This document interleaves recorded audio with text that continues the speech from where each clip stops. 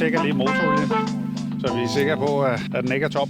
Rammemaskinen for uddannelsen er først og fremmest en sikkerhedsuddannelse. Det vil sige, at det er sikkerheden omkring rammemaskinerne, vi arbejder med her.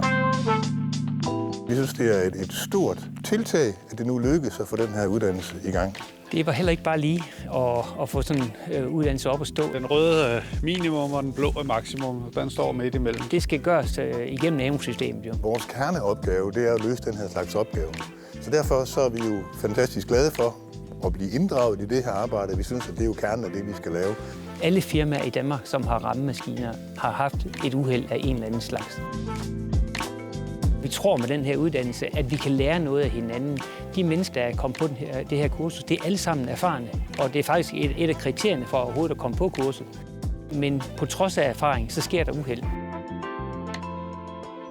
Det betyder et eller andet sted, at der er opbakning opfra. Der er et stort behov. Branchen har jo påvist, at der er et behov. Når man arbejder med den, så er sikkerheden i top. Havde man lavet det her kursus for 10 år siden, så kunne det ikke lade sig gøre. Der var mange konkurrenter.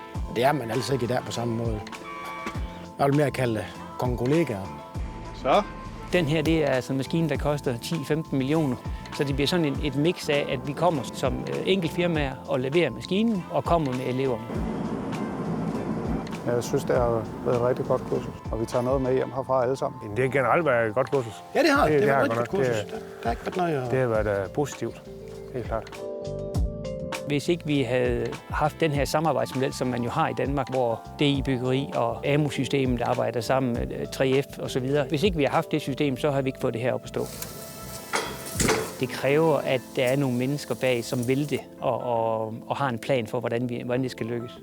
Så er der heldigvis en masse andre, der gerne vil hjælpe.